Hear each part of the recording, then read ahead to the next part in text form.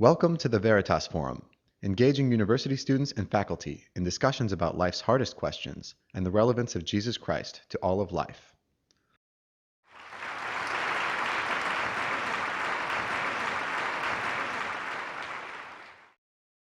So I'm going to first give you guys a little bit of background about myself. I think it'll be important for you guys to understand a little bit more about me. I think that'll help you understand, my worldview and perhaps a little bit about where it comes from. So first, I'm a little older than most of you. Maybe some of you grad students are around my age, but for the undergrads, I'm a little older. So, when I was sitting in your shoes at Ohio State, this was my president. Of course, this is your president. So slightly different times.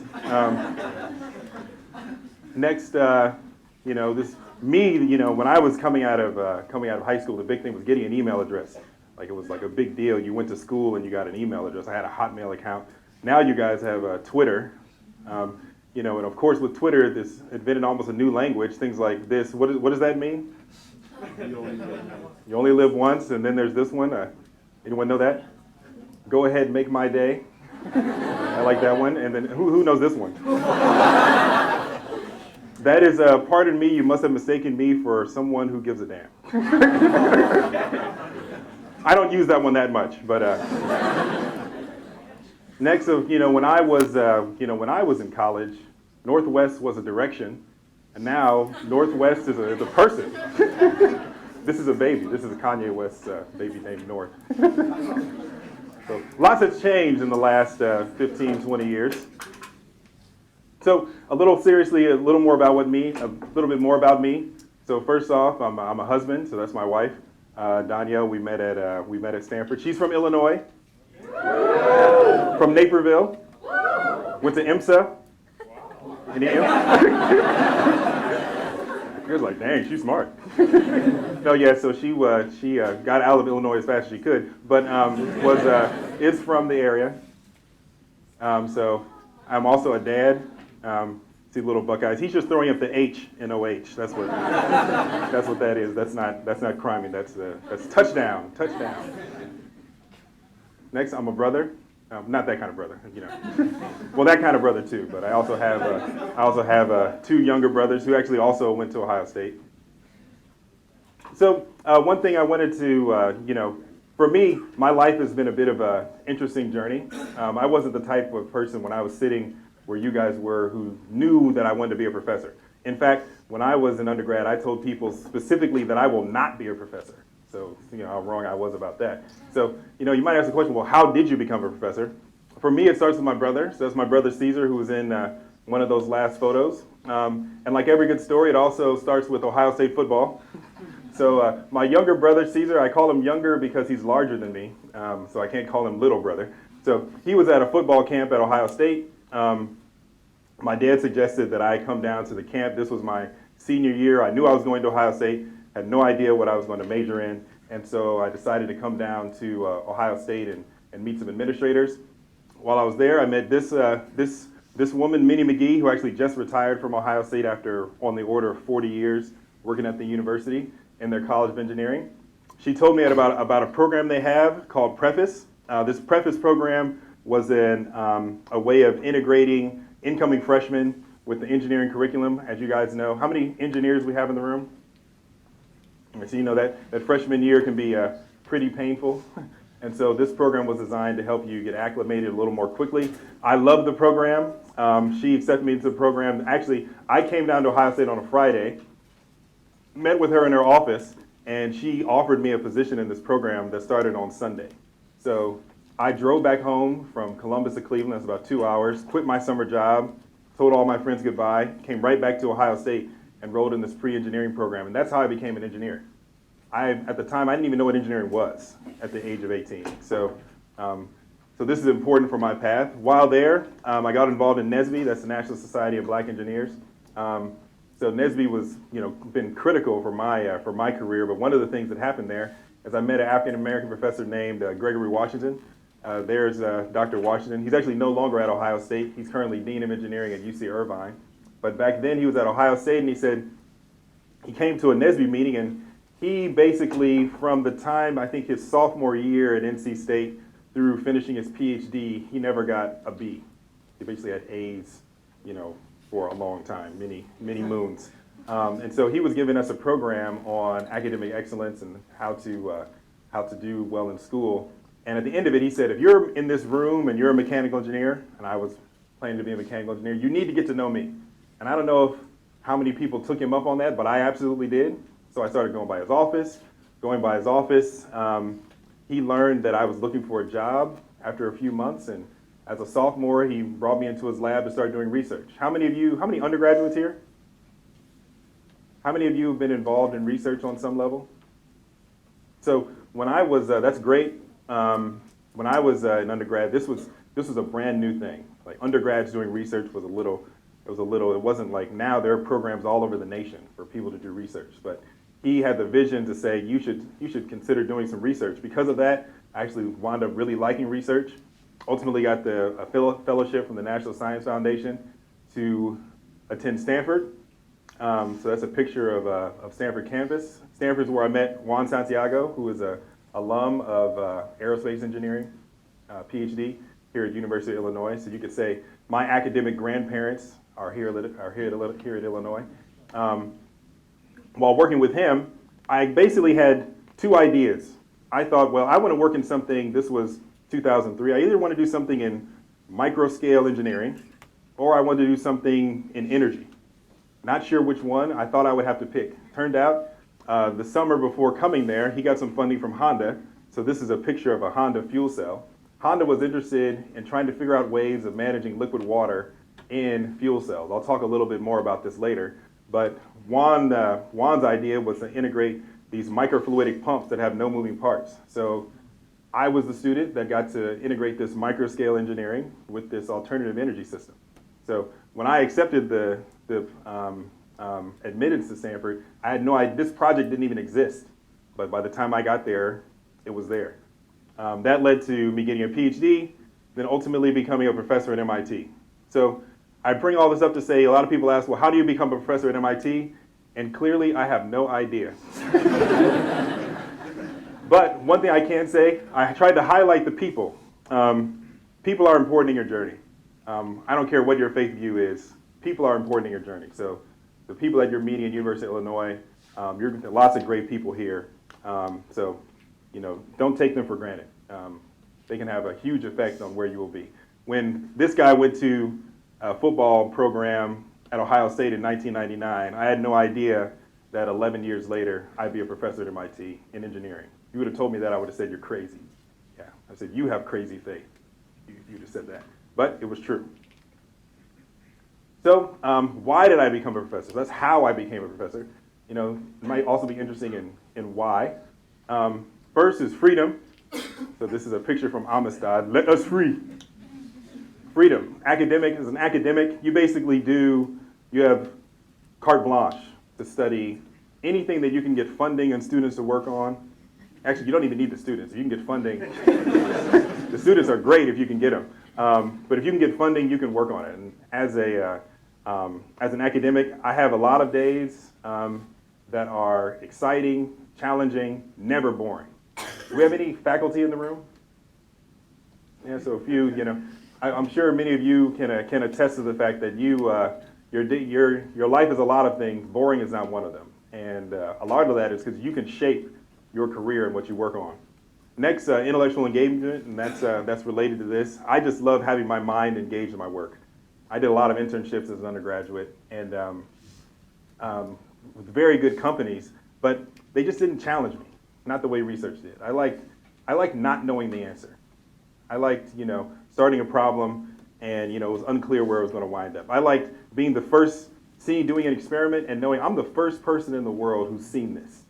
That kind of excited me a little bit. And last is, related to that is lifestyle. So, here you see this comic. People are saying, basically keep working. And we find it helps motivate our less motivated employees. I found in typical jobs, or most jobs that I had access to as an undergraduate, 2 o'clock comes around after lunch. Some of you have probably had internships like this, and you're just staring at the clock like, please make it stop. I hated that. That doesn't happen for me now. Usually I look up and it's 6 or 7 o'clock. It's like, oh, I got to go home. Like I forgot. The day is just flown by. And last thing is money. You know, professors make decent money. Maybe not. Maybe a little smaller. Yeah. We make okay money. We're not doing too bad. So one more slide as a bit of background, what I study. So this is my chance to talk a little bit about some research. We're in Illinois. You know, you guys are interested in science and engineering. So showing 2 projects here. One of them, anybody know Professor Paul Kennis, whose office is like right outside? No? Well, either way, he was one person does. Okay. Yay! So at Harvard, his postdoc advisor, George Whitesides, and along with him and some others, they showed that you could have electrochemical systems that don't require a membrane.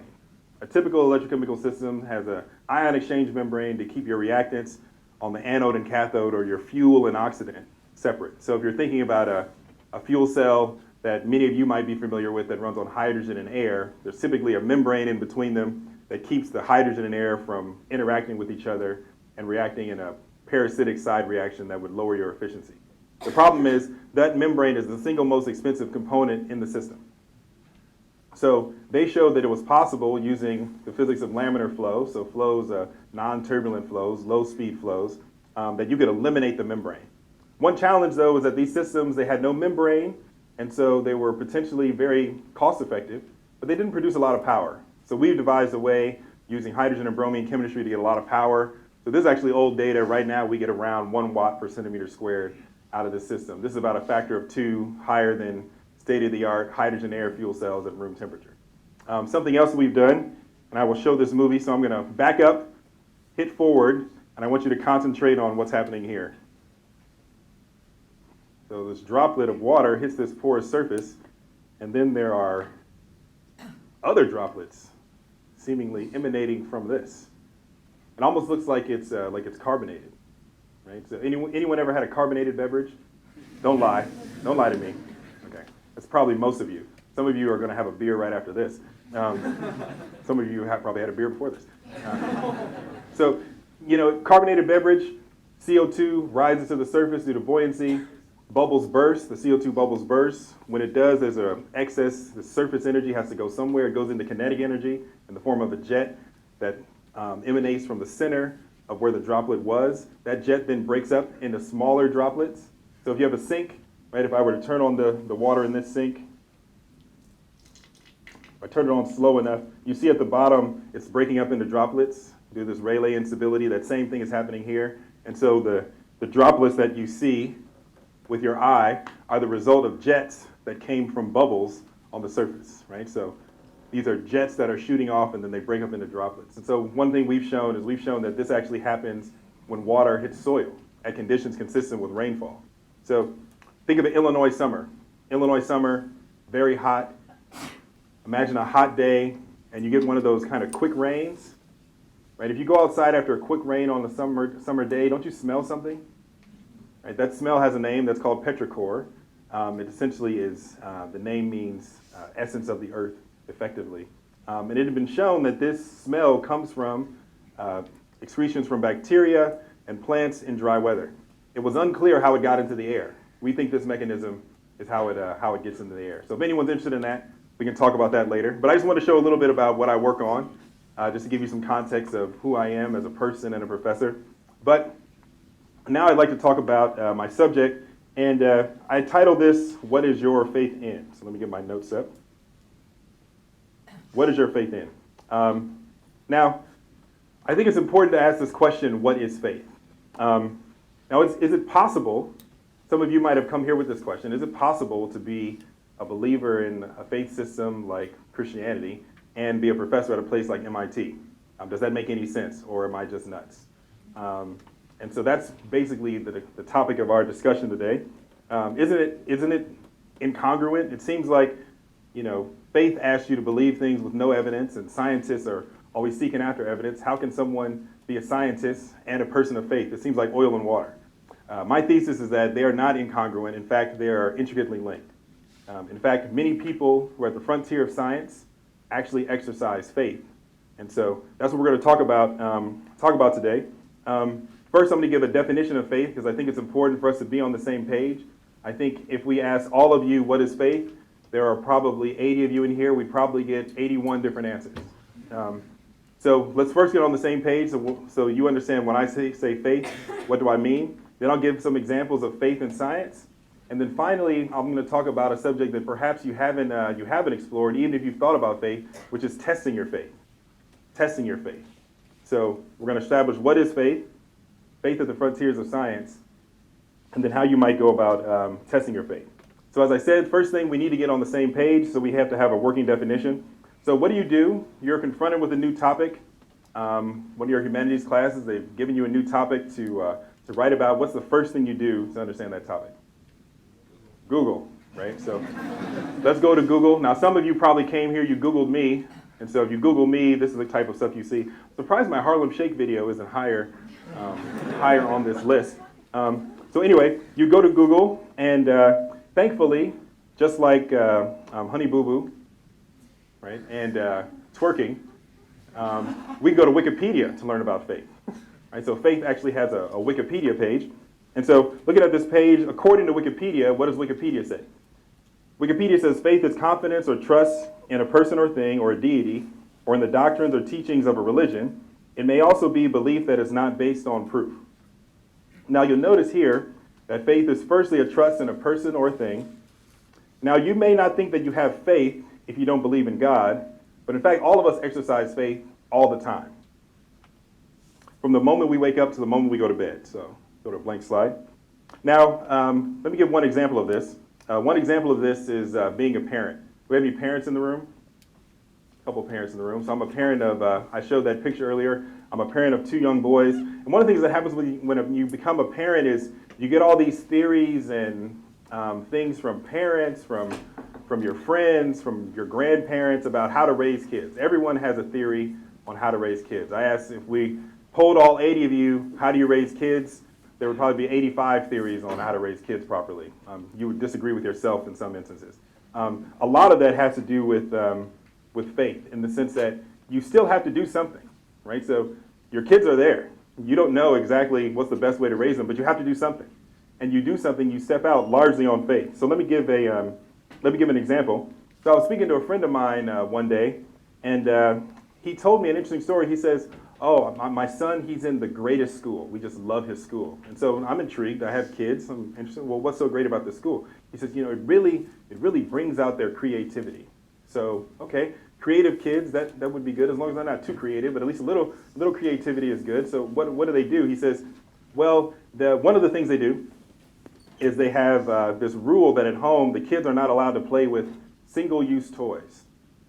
So toys that only have one use, they're not allowed to play. So, for example, rather than giving them something like this, a remote-controlled car, right? A remote-controlled car, you can only do one thing with it. You ride it, you control the buttons. He might give his son a stick, right? Because with this stick, you can throw it at squirrels. You can poke your sister in the eye. You can play the air drums. There's so many things that you can do with this stick. And I thought, wow, that's interesting. It's certainly cheaper. But I'm not sure if it would necessarily make for better children. And then I thought about it, all the things that this kid would be missing out on because he can't play with single-use toys. Like I could imagine Christmas at his house, and he goes downstairs and he runs down and he rips open the wrapping paper and it's a blank sheet of paper.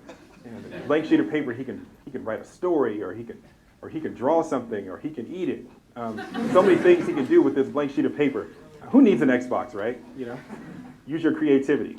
But then I thought about, there's so many things that you'd never be able to do if you couldn't use single-use toys. Like you couldn't ride a bike, right? Because there's only one use for a bike, which is masking how slow of a runner you are. Right? Could never use a bike. Next, what about video games? So he's a young boy. A lot of boys play video games. What about this? He could be Derrick Rose in NBA 2K15. Matter of fact, this is probably the only way you'll see Derrick Rose playing basketball is in video games. Sorry about that. I just had to put that in there. Or he could be a sniper in Call of Duty, or a young thugpreneur in Grand Theft Auto. This one controller opens a whole world of possibilities that he will never be able to experience. And I just thought, that would be a sad life. What about What about a swimming pool, right? What do you do in a swimming pool? A swimming pool is for swimming. Can he not go to the swimming pool? Like that would be, is a restriction so strict that he can't do that too? But then I thought about it, and actually, boys, the swimming pool is multi-use. So maybe he actually can use a swimming pool. So now, there's no way that my friend absolutely knows that this is the best way to raise his kids, right? There's no way there's enough data on this method across enough different types of kids and enough different situations to know this is the best way to raise their kids. He's acting on faith, right? He has some evidence, right? He probably went to the school. They probably talked to parents. Maybe they got to talk to some alumni if the school isn't that new. But he doesn't know for sure that this is the best way to raise his kids. But he's got to do something, right? He's acting on faith, right? He's acting on faith. So the question is, what is faith? So I'm going to give my working definition of faith. Faith is belief in a person or thing with incomplete evidence, right? Faith is belief in a person or thing with incomplete evidence. Some of the most important decisions that you'll ever make in life, like parenting, like who you marry, you'll make with incomplete evidence. Now, in fact, people exercising enormous amount of faith have made some of the biggest advances in science and technology. So now I'd like to talk about how faith interacts with science and maybe a little bit about what I do. So I'm a professor at a university, much like University of Illinois, and my job entails two different things. So there's the teaching aspect, which be in a room like this with undergraduates and or grad students like yourself, and in teaching, you are typically showing what is known, right? There's a textbook, it's known information, there's often very little debate, particularly for undergraduate subjects on, what is the truth. Everyone kind of knows, so not much faith involved there. First law of thermodynamics, most people who are sane agree, right, in what it is. So that's the teaching aspect, but then there's the research aspect, right? In the research aspect of my work, we are taking problems and we're trying to advance things to the unknown. If we know the answer to a research problem, that's actually not research at all, right? Research is going beyond what is known to discover what is unknown. And oftentimes that is done on faith. So I'll give you a few examples of this. The first one comes from my own PhD. Not trying to call myself a great scientist, but I'm just familiar with this story because I lived it for many, many moons. So when I entered graduate school, I was tasked with, as I mentioned earlier, there was this Honda project that was used. They wanted to integrate these microfluidic pumps that had no moving parts with a proton exchange membrane fuel cell. Now, there's an issue with fuel cells. So these particular fuel cells, the way they work, they take hydrogen and air, so they take fuel and oxidant, and they put them into the system, and you get useful energy, waste heat, and water. Right? So useful energy, waste heat, and water come out. So a fuel cell, you can actually think of it, it's almost like a hybrid between an internal combustion engine and a solid-state battery like in your cell phone. So like a battery, it takes the chemical energy in your reactants, in this case hydrogen and air, and converts them directly to electricity or electrical energy. That's why they have the potential for higher efficiency than a combustion engine. It goes directly from chemical bonds to electrical energy, something we can readily use, right? But it's also like an engine in the sense that you have to continuously supply the fuel. A fuel cell doesn't store power. Your battery stores power, right? You charge it in, it stores power. Your car doesn't store power. You have to continuously fill it up with gas in order for it to run. That's similar to a fuel cell. A fuel cell, you continuously add the fuel and the oxidant in order for the reactions to proceed. But as I said, those reactions happen electrochemically, and so it's like a hybrid between a fuel, between a battery and a combustion engine. Now the issue though, as I said, they make useful energy, waste heat, and water. That water is required for the fuel cell to run properly, but if you produce too much water, the system can flood. When the system floods, this prevents your reactants from actually making it to the catalyst layer. So flooding is bad. Everyone say flooding is bad. Flooding is bad. All right, there we go. So wake everybody up. Flooding is bad, right? So what we were doing, we wanted to integrate these pumps that have no moving parts. So my advisor, who was from University of Illinois, had this idea to integrate these pumps with no moving parts so that we could remove this liquid water and so the fuel cells could breathe easy and work properly. There's one challenge. These pumps were very brittle.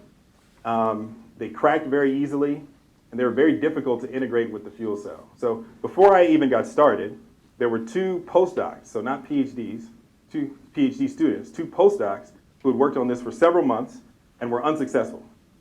So 2 postdocs, much more experienced than me, much more experience in fuel cells, worked on it for several months, said they were unsuccessful. In fact, one of them, when I got started, told me this will never work.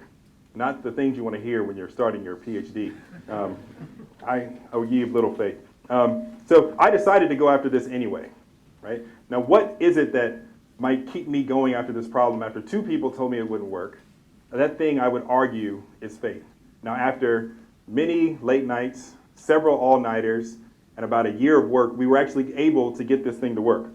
So let me show you a little bit about this, this system. So here's a movie at the top of one of these pumps. It's called an electroosmotic pump. So the way this pump works, it's got glass pores. So glass actually acts like an acid when you put it in contact with liquid water. And by act like an acid, I mean it donates a proton. And so the glass comes negatively charged. So you have a negative charged surface. If you apply an electric potential, there are charges that are very close to that negatively charged surface, positive ions. They kind of like being close to the wall. If you apply an electric field, those charges can move. If those pores are small, when those charges move, they drag the liquid with them. Think of it like a conveyor belt. So you have these conveyor belts along the wall of these channels, and they're dragging the fluid with them, but this is all with no moving parts, right? So here you see this pumping. Actually, the pumping stopped. This pumping is cycling back and forth. We're simply turning the electric field, changing the polarity, and you see this water moving in and out. So we're doing this all with electric fields. We integrated it with a fuel cell like this, and in fact, this fuel cell was significantly better. This fuel cell could run at a wide range of operating conditions, and you never had to worry about flooding. Now, along the way, there are several times I wanted to quit. I wanted to change projects. I wanted to do something different. I didn't think it was going to work, but I kept going anyway. What is that thing that kept me going? Right? That thing was faith that this idea could actually work.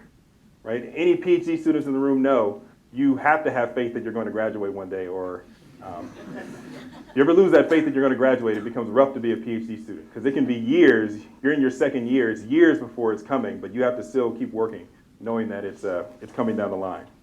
So I'd like to talk about another example. So that's a personal example, but I'll talk about this man. Who knows who this is? Yeah, it's Thomas Edison. So one of the great inventors, not just in the United States, but in the history of the world, one of the great inventors. So I'd like to talk about his journey with the light bulb. So the story of Edison and the light bulb actually begins before Edison, largely because many people had tried to develop incandescent light bulbs unsuccessfully. So others had made bulbs, but there were several issues with those bulbs. They consumed too much power, they were too expensive, they had limited lifetime. But Edison was sure that he could do it. He just felt that he was more industrious than others, and he felt that he could do it. In fact, he made a proclamation 2 years before it ever happened that gaslighting is over. I will solve this problem. So he put out ads in the newspaper saying that it was done. Like, could you imagine you're a PhD student, the first year of your PhD, you say, I'm going to graduate, and you put it in the Illini newspaper. Like, that's effectively what Edison did. Now, unfortunately, 2 years later, he still didn't have a working light bulb. And, as you would imagine, the haters started to hate. And so people came out, they chastised him publicly, they called him a fraud, a quack, a pseudoscientist. But he didn't let that deter him, he kept working on this. Now, one of the key components that they needed before they could get a working bulb is they needed the right filament material to give a glow discharge without incinerating. So over several months, he and his team tested over 6,000 different filament materials. 6,000, right? If they had stopped at 5,999, we may not be talking about Edison in the same way that we do today. They tested over 6,000 different materials until they came up with the right carbon-based material. In 1881, at the Paris exhibition, he exhibited his light, and it was a huge success. Now, he proved his critics wrong, but you have to imagine along the way, 2 years of working on this thing, thousands and thousands and thousands of experiments. What would keep him going? What's going to keep you going when all the evidence is actually suggesting that this is not going to work? When you've tried thousands of materials and it's not working, you have more evidence that it's not going to work than that it is. But they kept going. I would argue that the thing that kept them going, the thing that keeps a lot of scientists going, is faith. Let me give one more example. So a modern day example of this is the recent discovery of the Higgs boson. So this particle was postulated by several scientists. It's given Higgs' name, but it was postulated by several scientists a few decades ago. But it had eluded particle physicists for nearly 5 decades. So there was theory suggesting that this particle might exist, but there was no hard evidence. No one had actually seen it or seen hard evidence of it. Now, but they believed that they had the right equipment, they could get it done. So what is that right equipment? This is the CERN Large Hadron Collider. So they needed this roughly $10 billion project before they felt they had the right experimental tool to actually discover this particle. Now recently, it's believed to have been detected by 2 different groups, answering many important questions in particle physics while also eliciting many more questions. So it begs the question, why would a community of scientists spend billions and billions and billions of dollars over 5 decades pursuing a particle that they only had weak theoretical evidence for? They had theoretical evidence, but who's to know that the theory was correct until they'd actually seen it? I would argue the thing that kept all those people going, the thing that led to the building of this large experimental apparatus is faith that they were going to find something. That thing was faith. So some of you are still looking skeptical. You still don't believe me. So perhaps you will believe the Lord Voldemort. So towards the end of the last Harry Potter movie, when the chosen one, Harry Potter, everyone thinks he's dead. Now, I'm not going to get into the fact that, here you have this movie about a chosen one who dies for his friends, but then comes back and saves everything. I'm not going to get into the allegory around that. But Voldemort tells Ginny Weasley, Harry's little sister, let me give my Voldemort voice, Harry Potter is dead! From this day forth, you put your faith in me. Now, notice that he doesn't question the existence of faith, just where you put it. He doesn't question the existence of faith, just where you put it. So if the Dark Lord knows we have faith, it must be true. I don't know what more evidence I can give you. So now why do I bring up all these stories? Now some would have you to believe, as I mentioned earlier, that faith and science don't mix.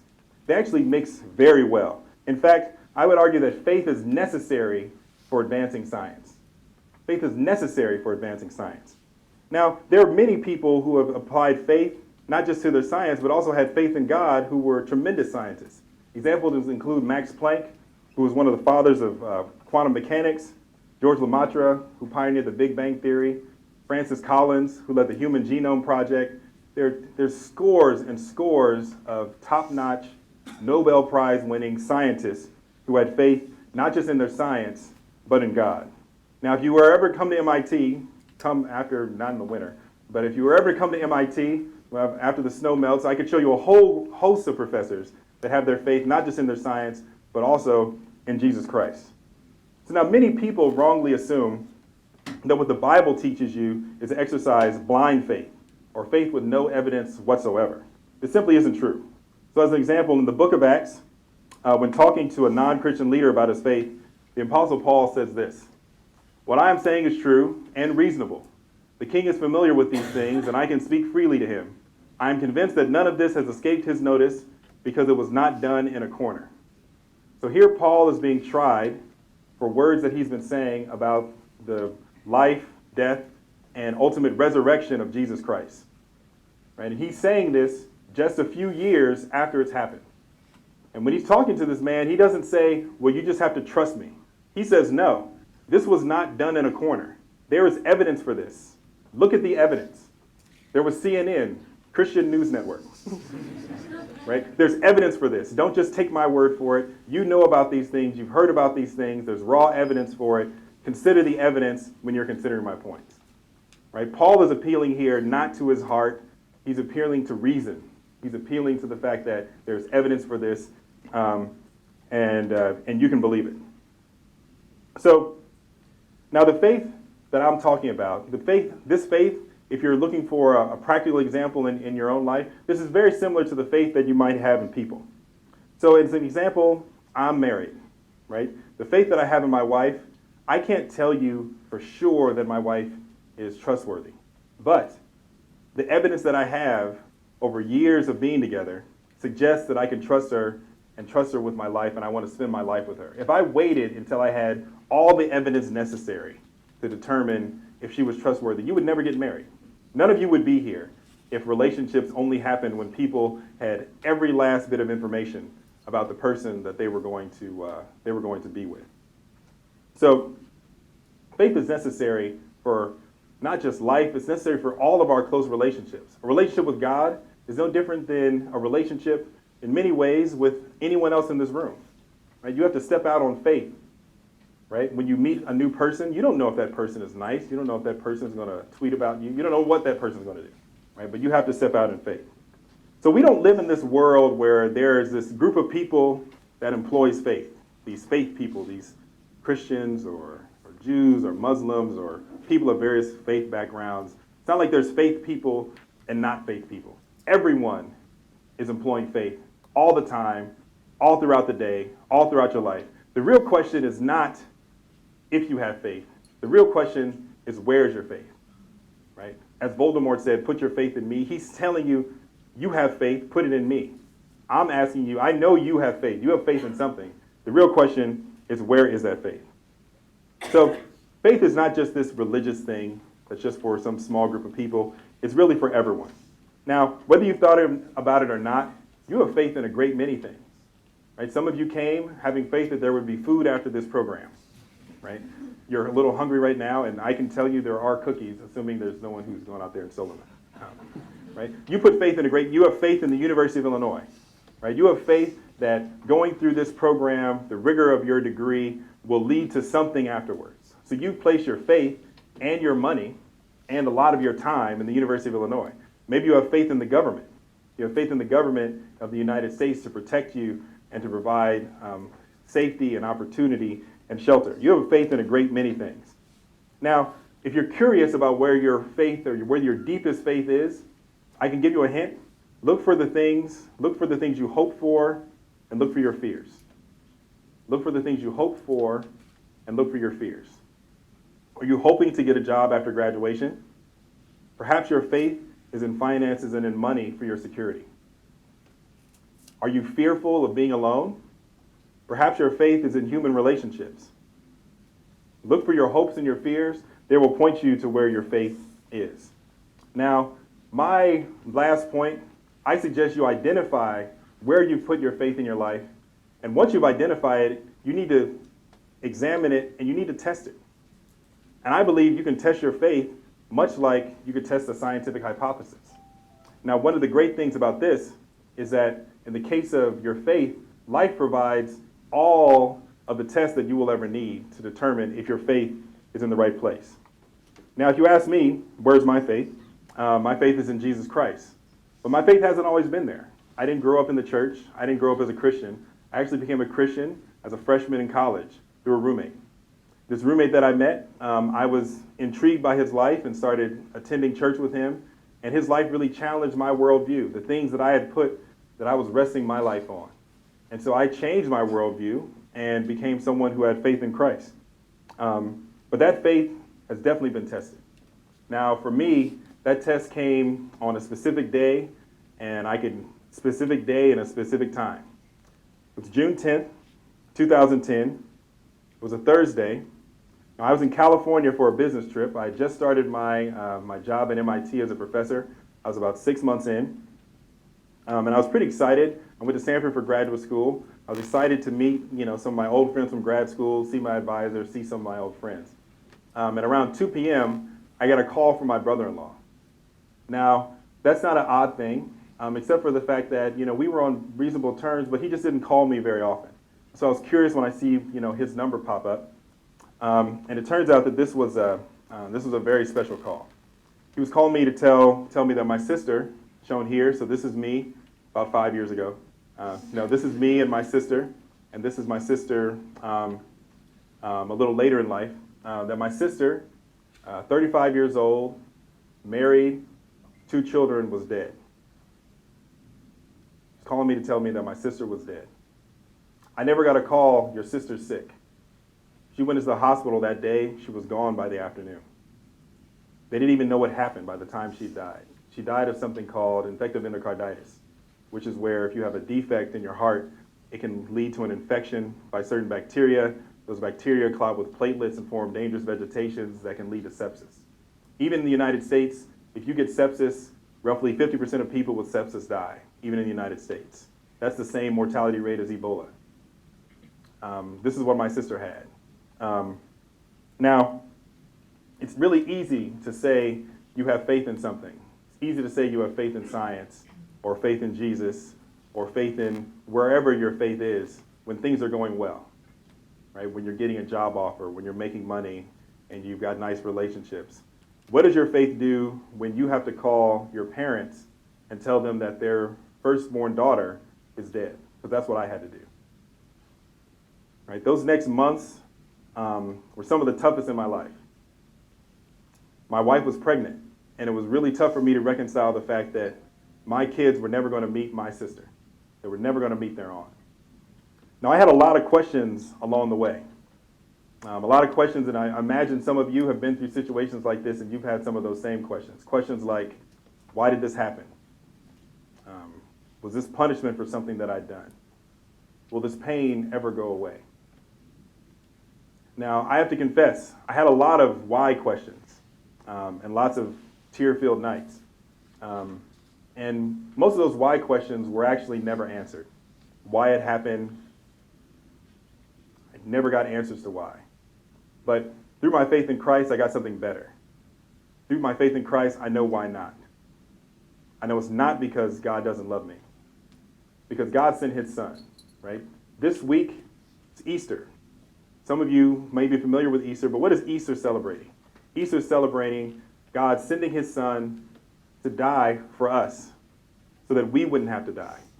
We have a God that loves justice and loves us. The only way he could reconcile his justice with his love of us was to punish himself. The only way he could reconcile his justice was to punish himself. He would rather his son die than we die. We have a God who suffered on the cross and was resurrected. Through that suffering, I know he wouldn't suffer if he wasn't interested in my life. Why would he die for me if he didn't love me? So I may not know why my sister died, but I know it's not because I don't have a God who loves me, because he suffered with me. It's precisely through that suffering that I know in my suffering I'm loved. And you all know, if you look in your heart, you all know this. Think about the closest people in your life. Brothers, sisters, parents, friends. Can you name anyone you love who you've never suffered with? If your love is deep, you've suffered together. If your love is deep. That's how I know I have a God who loves me. It's because of Easter, just a couple days ago. It's a reminder every year that my sister, she suffered, but she didn't suffer alone. So what did I learn through this situation? I learned that my greatest challenge to date in life was dealing with this loss of my sister. And my faith in Christ actually provided resources to deal with this. My worldview, my faith was congruent with the actual world that we live in. So if faith in Christ can handle the toughest problems, like burying your sister, perhaps it can also handle some of the smaller problems, like what internship will I take this summer? Right? God cares about all of you. Not just all of you individually, but everything about you. Right? And that's what I learned through this situation. My faith was tested, and I came out of it knowing that my faith can handle all of life's circumstances. So to close, my question to you is this. Your faith is somewhere. Whatever it is, you need to test it. I suggest you test it and find out if it can really handle all of life's circumstances that get thrown at you. Thank you.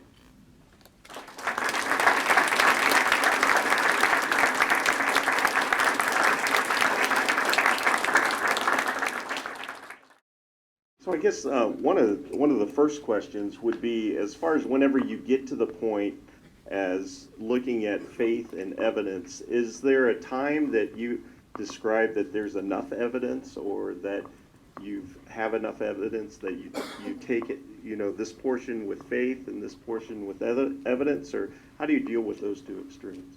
Yeah, that's a great point. So for everyone, it's different. So I gave the example of marriage. or relationships. Some people, you might know people like this. They meet someone, 2 weeks later they're engaged. They just know, like, this is the person for me. I know everything I need to know. Other people, 5 years later, they're like, maybe we should move in together, see if this thing's gonna work out. Right? Some people just have different thresholds for how much evidence it takes. But in any of those cases, you have to make a leap. Even if you've been with someone for 10 years, right? Marriage is a promise of future behavior. It's a promise of the future, and the future is unpredictable. So even if you have 10 years of spotless performance, you could marry someone and they could get cancer. That has nothing to do with them, but if you're marrying them, you are committing to them whatever happens. And so regardless of how much evidence you build up, at some point you still have to make a leap of faith. And I think it's the same with Christianity or any faith system. There's never going to be a point where you will look at it and say, I know 100% everything about this worldview, and I have no doubts. I'm a Christian here. I might sound like I have no doubts, but I have doubts. I'm not going to say every word in the Bible I understand or totally agree with, but I agree with enough of it to rest my life on it. And would you even say that something like, you're an experimentalist, is something like testing part of that process from faith into evidence and the combination of those two? Or? Yeah, I think that's a good point. So I'll use another relationship analogy. Okay. So I used to have a pastor that used to say, if you're going to date or marry someone, you need to test them. You need he gave an analogy of a Jack in the Box. So you remember the Jack in the Box? You crank it up, pop. Right. So you need to find what are the little buttons in this person. You need to see. You're going to marry someone. You need to see them when they're stressed. Right. You need to see them first thing in the morning. Before the makeup. You need to see them when they missed a meal. You need to see them when they had a bad day. Because if you're married, you're going to see all of those things, right? So similarly, what about faith, and my faith in particular? I think you can test the Bible. I think the Bible is designed to be tested. In fact, there are verses where God literally challenges you to test Him. There are verses about giving your money that God says, test me in this and see if I won't bless you. One way to do this is if you go online. So Christian or not, you can go online and you can type up God's promises, right? So there are promises all throughout the Bible. Let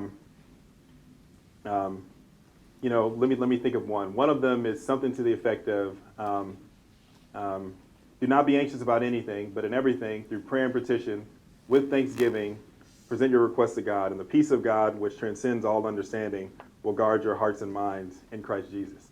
So that's telling you, if you come to God in faith, in prayer, with your petitions and your prayers, God will give you peace. So are you not at peace? You don't need to raise your hand. But if perhaps you're not at peace, go to the Bible and do that. Right? I think the Bible is a lot like an engineering textbook, where in engineering, that just messed up the Bible for some of you. Put you to sleep. Yeah. Well, I don't buy my engineering textbooks, so But in engineering, an engineering textbook presents you with physical principles. But because you're an engineer, you need to know how to apply it. So you have to do the problems in the back. If you just read the chapter and then didn't do any example problems or any homework, you wouldn't actually know how to use it. The Bible, you can't just read the Bible. You have to read the Bible and then do what it says. That's how you understand it. That's how you test it. So you don't pick up the Bible like a novel. You don't pick the Bible up like Harry Potter and you just read it. You read it, and if it says pray, you have to actually fervently pray. Right? That's how you say it. If you've done that, then I'd say you've tested Christianity. There's a couple more questions that kind of are on that line as far as with your faith, particularly as you as a professor. One of them is, how do you practically show your faith as a professor? And then also, how has your faith impacted your life as a professor? Yeah, so those are good questions. For me personally, I believe my faith teaches me that all of you in this room are more important than my work, than my career, than my job, than money. The Bible teaches that all of us are eternal beings, right? This chair is not eternal. University of Illinois is not eternal. Money is not eternal. United States of America is not eternal. All of these things will pass away at some point in time. But the Bible says that your soul is eternal. So the most important thing you will ever interact with is other people. So how does that impact my work? It impacts it by, I try to interact with the people around me. So one of the ways I do this, I live in a dorm at MIT. So I'm an associate housemaster in a dorm with about 480 students, so that we can get to know students and we can interact with them. Because if people are the most important thing in this world, then my impact on people is what is going to make the most difference. Another story or analogy, I think wisdom is understanding what's most important in life. And when do you really get clarity about what's most important? It's when you face your own mortality. So when you're on your deathbed, guaranteed, you're on your deathbed, none of you are going to be like, oh, bring me my Illinois degree. I just want to see it one more time. Right? That's not what you're going to be talking about. You're going to be talking about is where are my friends? Where's my family? Right? Wisdom is realizing that long before you get to your deathbed. And so that's how I try to live my life and how I try to do my work. Okay, great. Sorry, I'm being long-winded in all these questions. That's all right. I'm trying to combine questions here. So Okay. there's a line of questions that really go as far as with creation and looking at some of your views and how you've wrestled with science and some of your views with that. Let me maybe summarize a couple of them. What do you think the fossil evidence for evolution from fish to surface animals? And then also, do you believe in a young Earth theory? So 2 points on this. So question is essentially about creation and evolution. This is a very hot topic these days. There was a Bill Nye the Science Guy discussion around. Anybody see that Bill Nye discussion? Right. So a few people saw this. I didn't. But I'm going to talk about it anyway. By faith. By faith. Yeah. A couple things. One thing for those of you that aren't Christians in the room, one thing that you should know is that Christians don't agree on this. It's not like there's one Christian view on Genesis and creation. So that's the first thing. Christians are not united. There might be one large vocal group, and that group might, promote a young Earth theory, but there are plenty of people that don't actually ascribe to that theory and call themselves Christians. So I'll give my own personal story. I'll try to make this brief as best I can, but this is a big issue. Okay. When I first came to faith, as I said, I came in college, and I started reading the Bible. So you open the Bible, page 1, in the beginning, God created the heavens and the earth. And then you go through the creation story, and it's like 6 days, and I'm reading this, and I'm like, what did I just sign up for? It didn't make any sense to me whatsoever. No sense whatsoever. And I had no one to explain it to me. I just had the Bible. It was just me and the Bible. And I spoke to some people, some mentors earlier, and one of the things they told me about Christianity is that you're in this relationship with a living God. And if you're in a relationship with anyone who's alive, that person will occasionally disagree with you, say things you don't understand. That's how you actually know you're in a relationship with someone who's alive, is that they don't always agree with you. They have their own opinion. And so if you confront something in the Bible that is perhaps that you disagree with, you don't necessarily just throw it out, right? You have to sit and wrestle with that thing. And so I wrestled with Genesis for many years. And it wasn't until I heard there's a great sermon by Timothy Keller on Genesis. He has a whole sermon series on Genesis. The first one is called The Song of Creation. And one of the points that he makes through it is, if you read Genesis, if you go back and read it, there's a lot of repetition. In the beginning, God created the heavens and the earth, and then there's, on the first day, God said, let there be, and it was good. Evening and morning, the first day. Second day, God said something, let there be, and it was good. Evening and morning, the second day. It's like a poem or a song. It's written very poetically.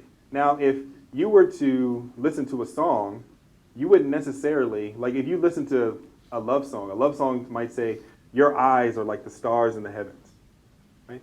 It's not saying your eyes are the stars in the heavens. We all read it knowing the genre. We know that it's trying to communicate a feeling. It's not communicating details. And I think Genesis is not there to tell you how the world was made, though it does have hints of that in it. it does talk about God. It says God created the heavens and the earth. So I believe that the world was created. In terms of how many days, or I think that's debatable. I could probably give 3 or 4 theories. I'll give 2 of them really fast because I'm sure some of you are curious.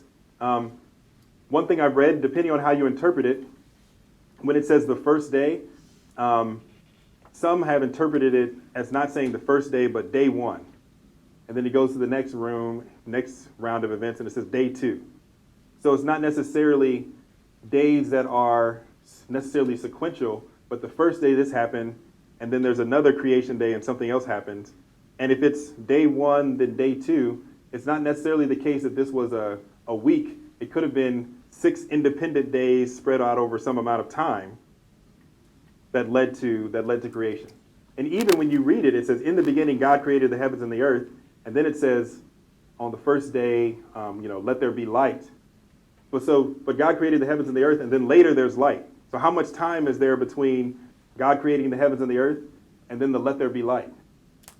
It's indeterminate. It specifically doesn't say anything about in the beginning God created and then let there be light. So we don't know.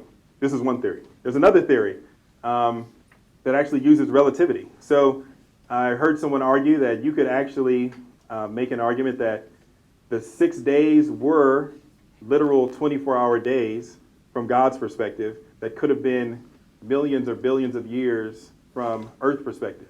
Now, I know that sounds nuts, but let's go through it. So light has this interesting property of traveling the same speed in all reference frames. So if I shot light towards the back of the room and then it came off at an angle over there at the door, imagine 2 observers. One observer is sitting over at the door, right? So there's this event, I shoot light off the back of the room, there's a mirror, and it winds up over there. Because of the speed of light, right, there's a distance, and because of that speed, there's a certain amount of time that has passed for that light. So that person says this event took X amount of time.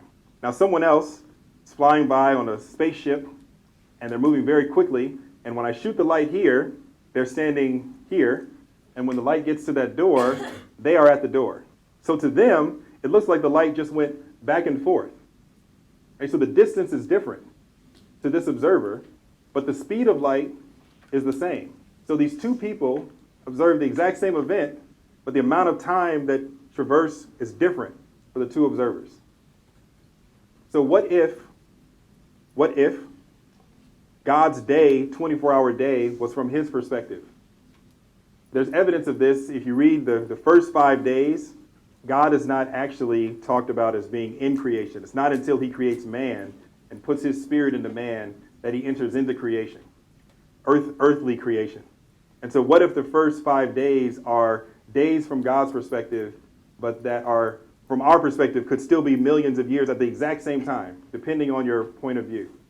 So I say all this to say, I'm not going to say either one of those perspectives is right. I'm saying that if you've thrown out Genesis, you need to look at it. It is deep. There's a lot of stuff in there.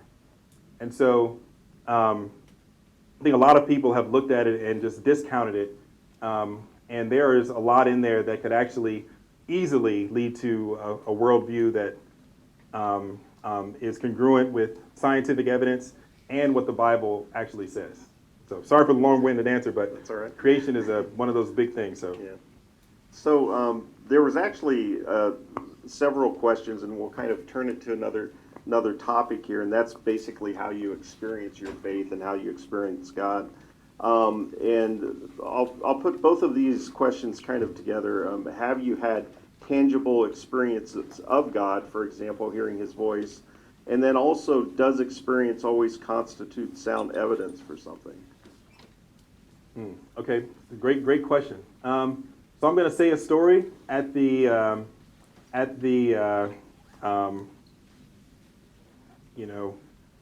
under the danger of possibly sounding crazy, but I'm going to be honest. Some of you are going to come out of this and say that dude's crazy.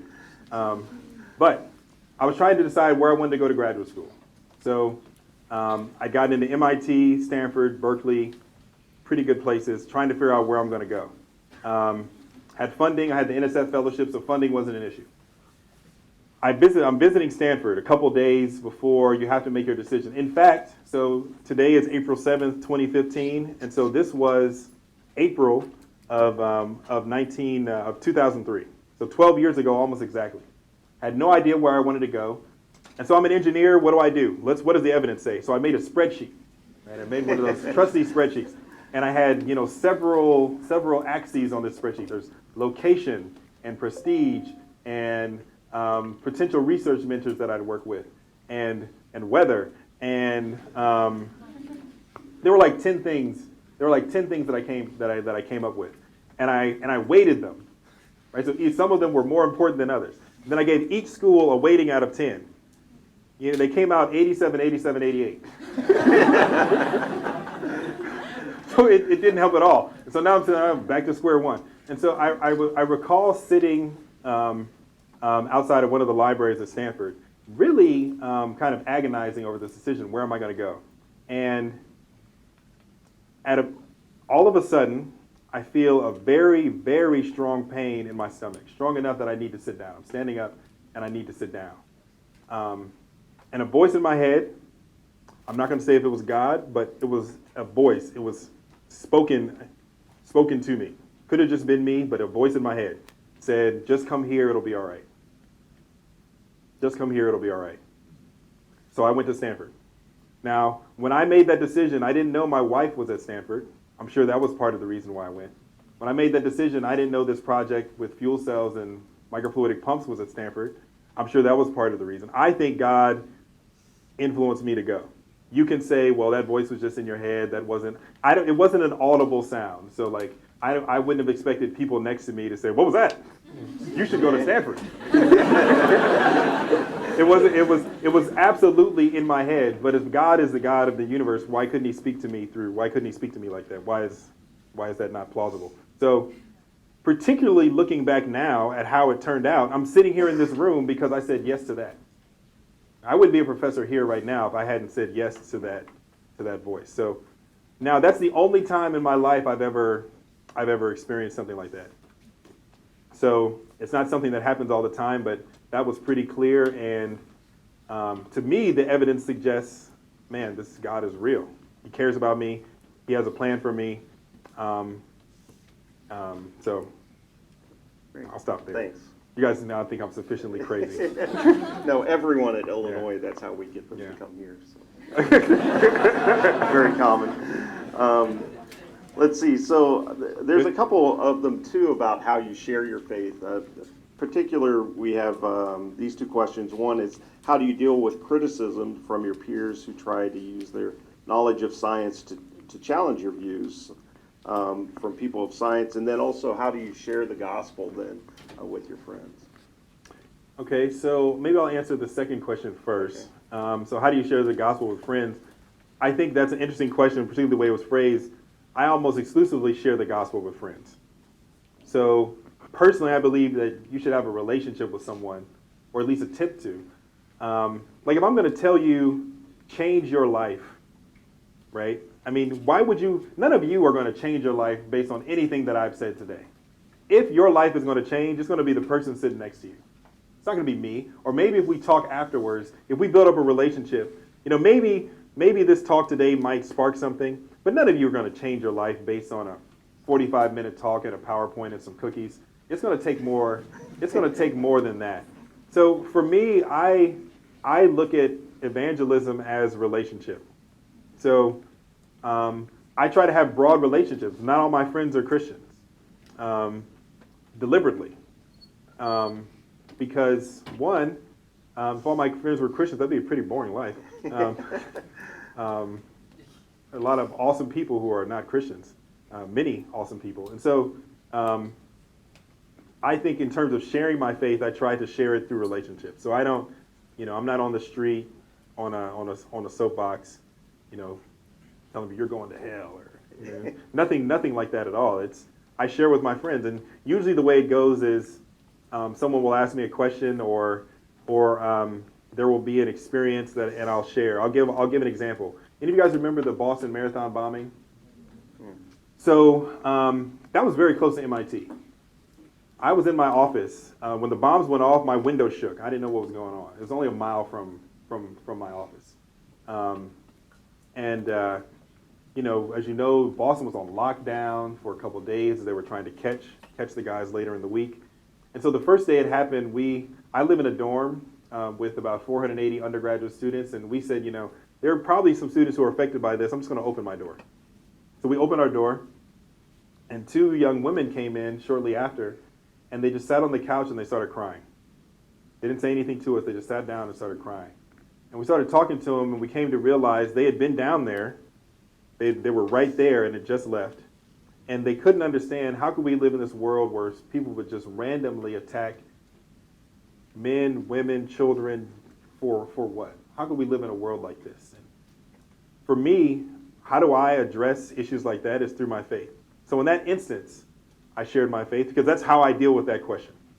And so, if you ask me a question about the second law of thermodynamics, I don't tell you about Jesus. But if you ask me a question about suffering and life and death and making world decisions, if someone asks me personally, then I'll share. So I look for opportunities in everyday life, things like this.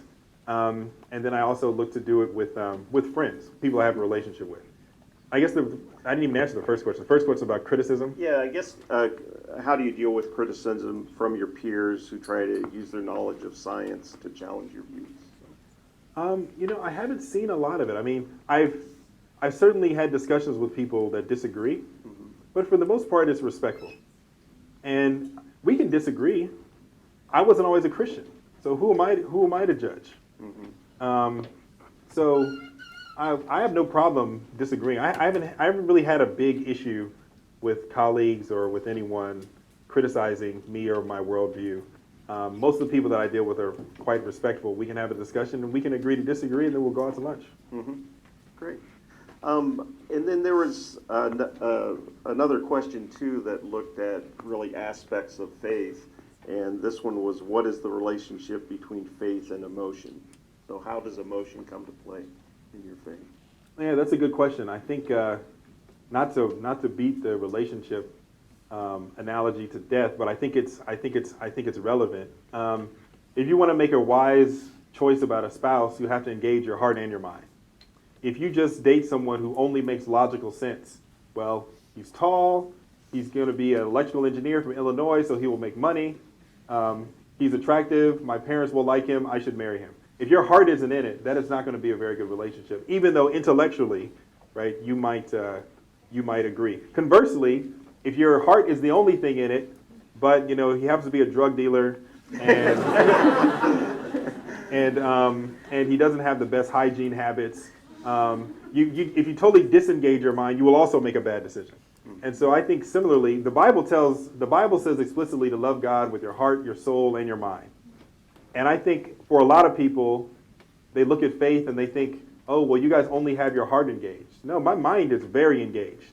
And actually, the linking of the two makes the passion more. So I think you need your heart and your mind. Don't go to faith with your heart and check your mind at the door. And also don't go to it purely with your mind, because you are an emotional being, and your emotions actually, they're there for a reason. They're very useful. If you neglect your emotions, you will not be an emotionally healthy person. So I think you need both. Yeah. Thanks. There's also a question here that really looks back at the Bible and as far as how you wrestle with some of the events mentioned in the Bible. So the question is, what evidence is there that has convinced you that the events mentioned in the Bible are true, and why is Christianity true as opposed to other religions? Yeah, so that's a great question. So why is Christianity true as opposed to other religions? I will be honest. Having not studied every other religion, I'm not going to attack any other religion and say why it's not true. I will say a couple things. One is that I think there are aspects of truth in many different worldviews. I happen to think Christianity has the complete view of truth. But I think there are aspects of truth in many worldviews, which is why many different worldviews work for many people. So I think they have aspects of truth. For example, if you look at the moral code, look at the moral code in Islam, you look at the moral code in Judaism, look at the moral code in Christianity, they're almost exactly the same. Right? I think So you don't distinguish those faiths necessarily by morality or by the Ten Commandments, because if you look at those laws, they're almost exactly the same. Like all of them say no sex before marriage. Sorry, that's what it says. So here you have three major worldviews on the order of 3 billion people. All of them agree, the sexual standard is about the same for all of them. So that's the first thing. I think there are aspects of truth in many worldviews. I happen to believe that Christianity has the complete view. That's my personal view. One of the reasons is just the evidence for the validity of the Bible. So if you look at, there's a great book, The Case for Christ, and in the book, the author basically comes at Christianity from the perspective of a skeptic. As a matter of fact, the author was a skeptic who was going to investigate the books of the Bible with the purpose of discrediting it, and along the way accumulated so much evidence that they became a believer. And so they wrote a book about their journey. One of the things that he found is that many of the books of the New Testament, particularly many of Paul's letters, they're written 20, 30 years after the events of Jesus' death and resurrection. So 20, 30 years, I showed that picture of Bill Clinton. Bill Clinton was president 20 years ago. You couldn't write a book today about Bill Clinton that was false because there are eyewitnesses. There are people who are still around. You can't just make up something about Bill Clinton because there are many eyewitnesses around. And so these epistles of Paul, where he talks about the death and resurrection of Christ, written just a couple of decades after the supposed death and resurrection of Christ, how could he write those things with people who were alive for those events still around? So that's one thing, is there's evidence that these books were written within the lifetime of people who would have been eyewitnesses. And given how controversial they were, why wouldn't people have suppressed it? It's not like Christianity was started by, I think some people look at Christianity and they think of like conspiracies, and they think of powerful people who came in and just, made Christianity the religion that it is. But if you look at what did Jesus do? He didn't write any books. Right? If you were going to go about today, say some of you want to be president, right? You want to accumulate a lot of power. If you want to be the most talked about, most popular person in history, you probably wouldn't go about it the way Jesus did. Right? Didn't write any books, right? Didn't run for political office. He didn't do any of the tradition, wasn't highly educated in terms of the worldviews of the day.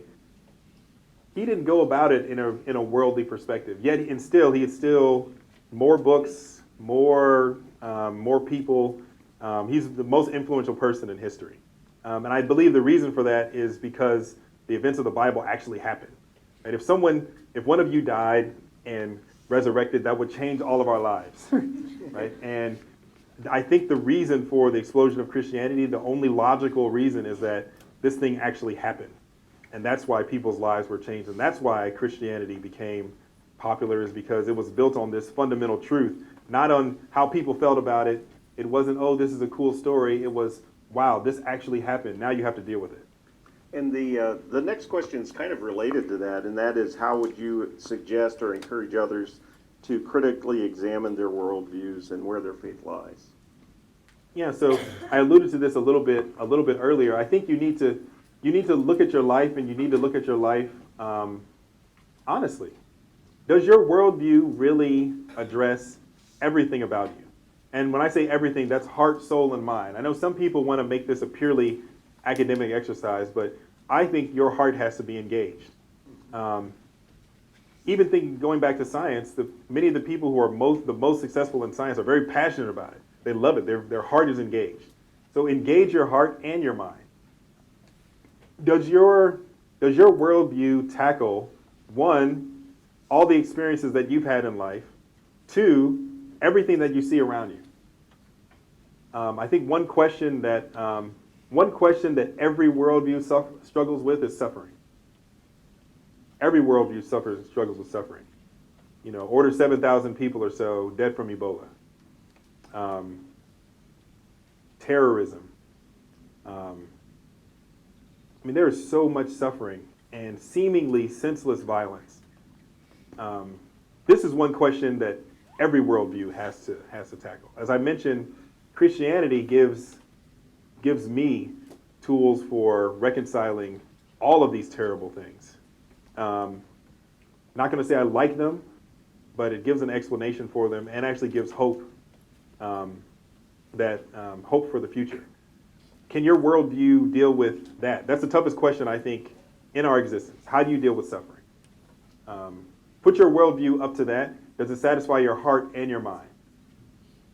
I think there are some worldviews that will satisfy your mind, like perhaps you believe that the natural world is all that there is. We can only believe what we have physical evidence for. If that's the case and you believe there's no God, then logically speaking, what I would argue then is that if there is no God, then all of us are here by accident. If all of us are here by accident, then life has no meaning whatsoever. And so your anger or pain over suffering, it's just an evolutionary thing but is really meaningless because your life means nothing, right? Who cares if what we think are innocent kids are killed? Who cares? Because evolution tells you the strong eat the weak. It's just the strong eating the weak. So that worldview might make logical sense, right? But what does that say to your heart? Does your heart feel good about, yeah, kids die, so what? That's just the way nature is. Okay. There's also a question here about, as far as this is really changing the subject now. There's going to be 2 subject changes here. Okay. So the next one is, can you just speak to your experience as an African American in academia and what we need to know? Oh, geez. Yeah, so that one wasn't, I told you it was going to change. Okay. Experiences as an African American in academia. Lots of interesting things. I was at a conference once, and there were two black guys at this conference, and this young woman, bless her heart, came up to us, and she was like, "Are you guys related? I mean, you guys look so much alike." We looked about as much alike as Barack Obama and Flavor Flav. We looked nothing alike. I was taller. I mean, I was way more handsome. And I don't know. I was at another conference. I've had a lot of things like this. I don't know who asked this question. Maybe the Spirit led me. I was at a conference this year in Atlanta, and I was the organizer for the conference. So I organized the whole meeting. I'm the organizer for the meeting, and I'm sitting at a meeting. I'm sitting with one of the banquet speakers, or one of the speakers that we invited to the conference. And he was from Europe. I won't say where. And I asked him, "Oh well, how have you liked Atlanta? How have you liked being here?" He's like, "Well, I don't really like Atlanta.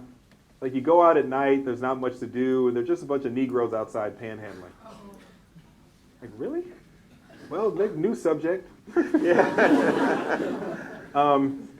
So you experience a lot of little micro-aggressive things like that. I don't think he meant it in a bad way to me, but I don't think he understood that I am also what he would call a Negro. So, my experience has been that there aren't very many of us, which is too bad. But it makes me sensitive to other people's issues, right? It makes me sensitive to the issues of women in science and technology. If you meet a woman who's a full professor in engineering, she's probably a little bit smarter. She's probably a little more industrious. Like there's a lot of stuff that women have to do from undergrad all the way through to being a professor that I just don't understand. I've talked to women colleagues, young women who are in academia, and they talked about students challenging them in front of the classroom, like as if they don't know what they're talking about. That never happens to me. I think it's just because people are so scared that I'll come down and make it a physical challenge. But this experience has made me sensitive. So I think I'll just stop there. Race is a huge issue, and I don't want to make this a racial thing, but I think for me, being African American, I think it's an advantage and a disadvantage. Sometimes it's an advantage. Sometimes it's a disadvantage. All of us have advantages and disadvantages. You're in the United States right now, as all of you are more privileged than 99.5% of the planet, just because you're here in this room. So we all have various advantages and disadvantages. How I told you, and I warned you that these Another last two subject questions, change? Yep. another subject change. So this is might be the most important question. Ohio State football? No. No? I know you know all about Ohio State football and the greatness of that. So, this is, what is your favorite type of cookie and why? Favorite type of cookie and why? You make me justify my answer. Yeah, pretty much so. So I have a recipe from a bakery in the Boston area called Flour Bakery. They make this chocolate chunk cookie that will make you smack your mama. And I think this is a great way to end this. Yeah, so end on smacking mamas. Yeah, that's right. So with that, let me invite the organizers back up to the podium. Yeah. Can we have a round of applause for these two?